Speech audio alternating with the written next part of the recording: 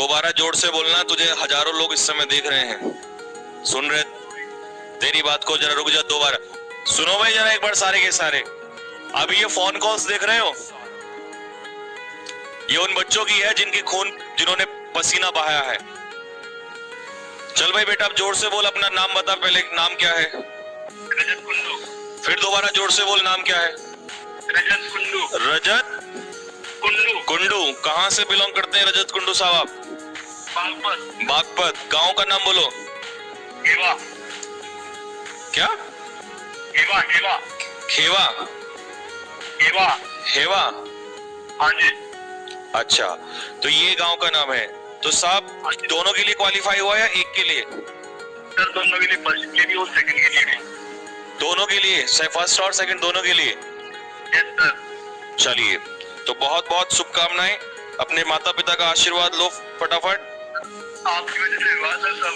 अरे हमारी वजह से हमारी हाँ जी बोलिए। इंग्लिश में बहुत अच्छे मार्क्स है सर, पहली बार इंग्लिश में बहुत अच्छे मार्क्स आए। कितने मार्क्स आए इंग्लिश में? 170 सर। 170। 200 में से, एक सेकंड, 200 में से 170। आंसर की से मैच किया था। आंसर की से, अच्छा, तो 200 में से 170 नंबर है आपके इंग्लिश में। Yes sir. अच्छा, बहुत बहुत आशीर्वाद आपको। चलिए, ओके बच्चे। साथियों, मैं एक ही बात बोलूंगा बस, जब पसीना बहुत बहाया जाता है ना तो खून नहीं बहाना पड़ता। अगर कहो तो मेरी एक लाइन लिख लो जरा, याद रखना जिंदगी में कोई ताकत नहीं है जो तुम्हें हिला सके। लिख लो जल्दी से, फटाफट लिख लो एक बार बेटा, क्योंकि लिखो।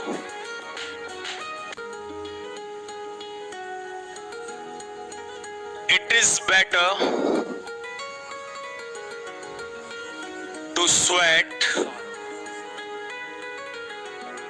at the time of peace, at the time of peace, at the time of peace, than to bleed at the time of war, at the time of war. साथियों, मैं चाहता हूं कि इस लाइन को तुम एक्सप्लेन करो जो मेरे दिल को ये बात छू जाए। इस लाइन का मतलब मैं चाहता हूं हर एक बच्चे से, इस लाइन का मतलब है it is better to sweat at the time of peace. जब दुनिया सो रही थी तुम पसीना बहा रहे थे।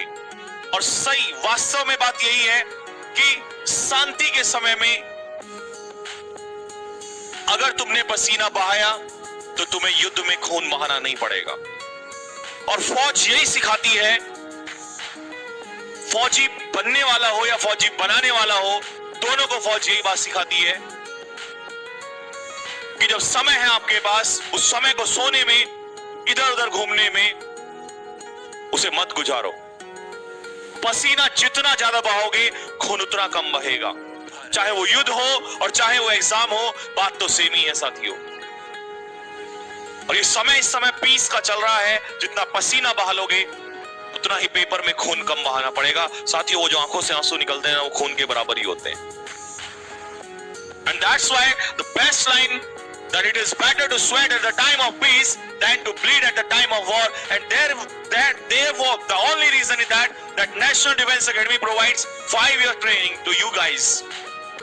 3 years in National Defense Academy and 1.5 in Indian Military Academy, because they don't want their officers to bleed.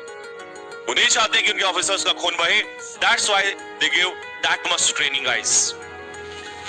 And that is all about everybody. Kundu कहता है कि I got 171 marks in English. Do you know? इसका मतलब क्या है? कितने question उसने किए होंगे? क्योंकि 50 क्वेश्चंस तुम्हारे इंग्लिश के आते हैं, और मैंने कहा था कि अगर इंग्लिश ढंग से हो गया तो कोई रोक नहीं सकता, तुम्हें ताकत नहीं है सेकंड पेपर में निकालने को। और एयरफोर्स में भी यही होगा। कितने क्वेश्चंस लगभग उसके सही हुए होंगे?